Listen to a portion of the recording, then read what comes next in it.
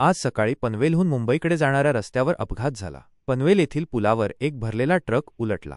सुदैवाने या अपघातात कोणतीही जीवितहानी झाली नाही।